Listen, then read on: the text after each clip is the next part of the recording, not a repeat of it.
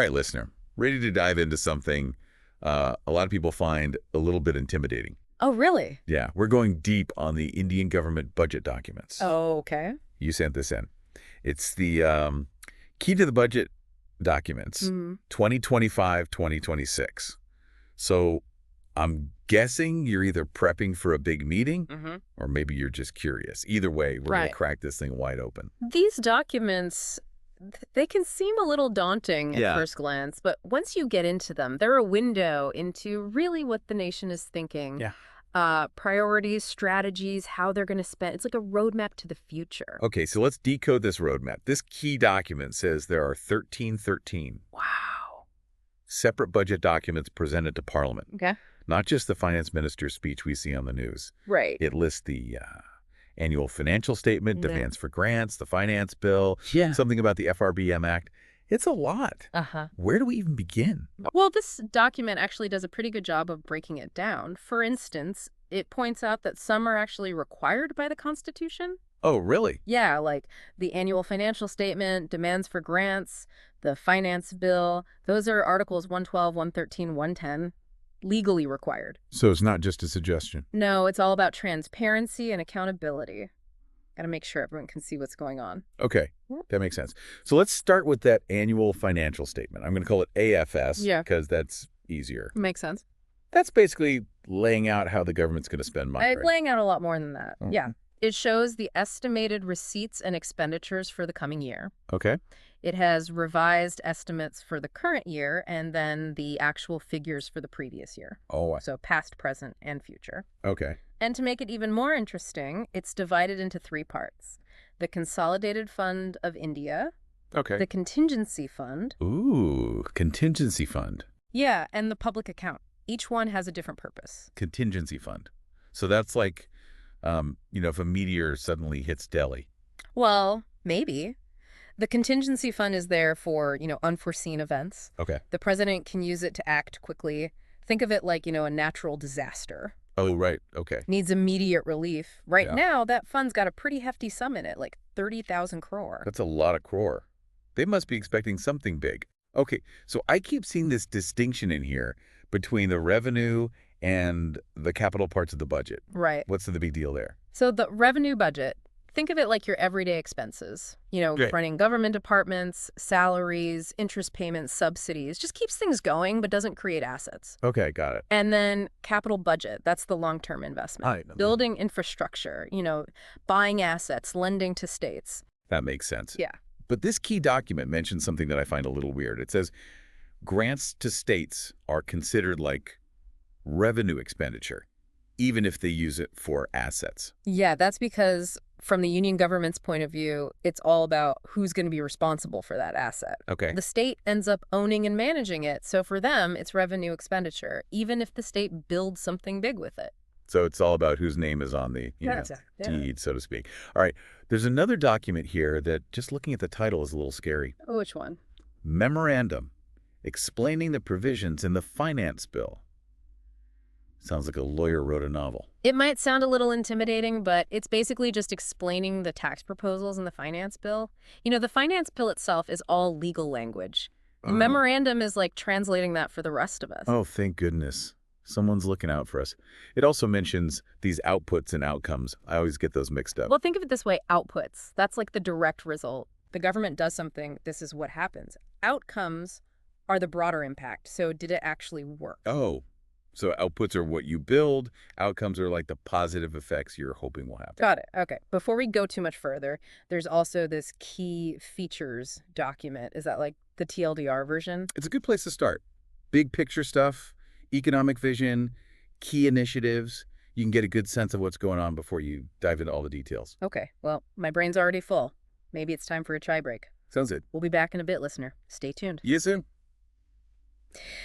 Okay, so we're back, and we've got a good overview. But where do we go if we want to really understand how all these crores are actually spent? Like, where does the money go? For that, you really got to look at the expenditure budget.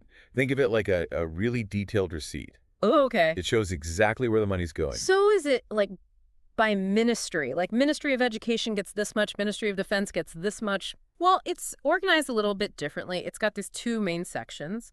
Center's expenditures, Okay. and then transfers to states and union territories. Okay, so like the central government spending versus what they give to the states. Got it.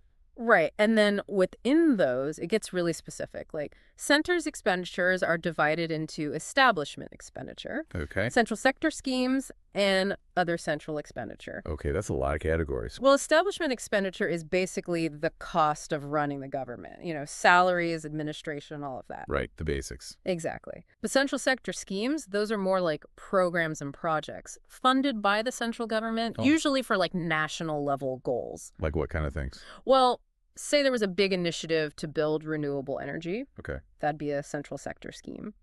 Or digital infrastructure for rural areas, something like that. Gotcha. So big picture stuff. And other central expenditure is basically everything else. Exactly. Funding for things like central public sector enterprises, stuff like that. Okay, makes sense. Yeah. What about transfers to states and union territories? So that's the money going to states and UTs, Yeah. but there's a system to it. Okay. It's divided into centrally sponsored schemes, Okay. finance commission transfers, and other transfers. So centrally sponsored schemes, those are different from central sector schemes. Yeah, both are initiated by the central government, Okay. but with centrally sponsored schemes, the center and the states both contribute financially. So it's like a partnership. Exactly. Like Yeah. for things that need a national effort but Yeah. might be a bit different in each state. Like what? Give me an example. Well, a lot of the big social programs are like this, education, healthcare, rural development, things like that. Oh, right. Okay. So what about finance commission transfers? Those sound serious. Oh, they are. Every 5 years, the Finance Commission, Yep. it's a constitutional body, they figure out how much of the central government's tax revenue should be shared with each state. Oh, wow. They use this big formula, it's not just random, to make sure it's fair, population, income, things like that. That's really interesting. So each state gets a different amount. Yeah, it's all about making sure things are balanced. Yeah. And then the other transfers, Okay. those are different kinds of grants and loans to states, Okay. if there's a natural disaster, something like that. Oh, okay, for specific needs. So we've got central sector schemes, those run by the center. We've got centrally sponsored schemes, those are like partnerships. Right. Then finance commission transfers based on this formula, and then just whatever else is needed. It's a really complex system. It is complex, but the expenditure budget breaks it all down. You can see exactly where the money's going. Okay, that's really helpful. But so far, we've been talking about spending. What about the income side of things? Where's it all coming from? That's where the receipt budget comes in. Okay. Is this the tax part? Taxes definitely play a role, Yeah. but it's not just taxes. There's more to it than that. Oh. Like what? Well, remember how the government gives out loans to states and stuff? Uh-huh. Well, that generates interest income. And they also hold investments in different things. That generates dividends. Oh, right. It's like managing a big investment portfolio. Exactly. The receipt budget shows how all of that works. All those different income sources. Okay. This is starting to make a lot more sense. Yeah. But can we talk about the consolidated fund and the public account again? Sure. I always get those mixed up. Think of them like different bank accounts, but for the government. Mm-hmm. The consolidated fund is like their main checking account. Right. That's where most of the money comes in and goes out. Gotcha. And the public account, that's more like money they're holding in trust. Oh, okay. Provident funds, things like that. Or maybe money for a specific project. Like a new highway or something. Exactly. So it's not technically the government's money to spend how they want. Okay, that makes sense. So the receipt budget tracks all that money coming in and going out. Okay. We've looked at the spending side, the income side. What else is in these budget documents?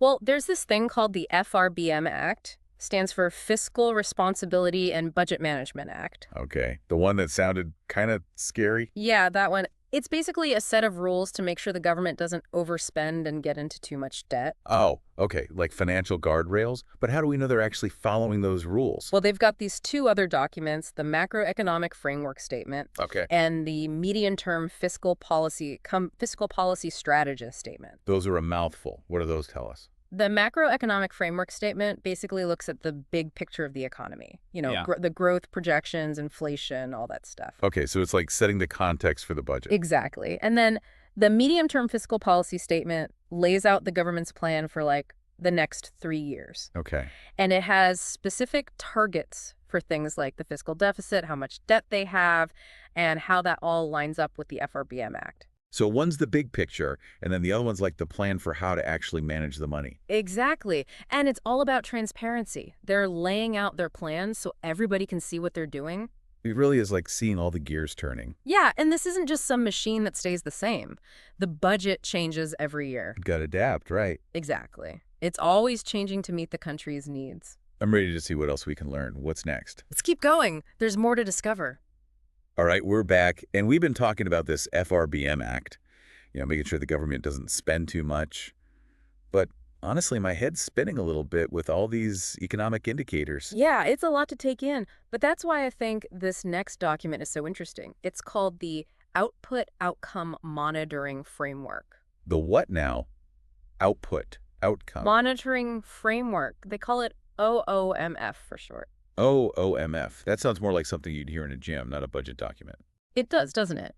But this is all about making sure that the government spending actually leads to results. You know, those outputs and outcomes we talked about. Right. The outputs are like what they build. Outcomes are the effects they're hoping to see. Exactly. And this document is like a framework for making sure that all happens. Like, are those central sector schemes and centrally sponsored schemes actually working? Oh, okay. So it's not just about handing out money. It's Oh. about making sure it's making a difference. Right. Like, they're not just building things for the sake of building things. It's got to have an impact. So how does this work? Give me an example. Okay, so say the government has this program to, improve rural healthcare. Okay. The OMF would say, okay, what are the outputs we're aiming for? So maybe number of new clinics built, Right. number of healthcare workers trained, things you can measure. Okay, I see.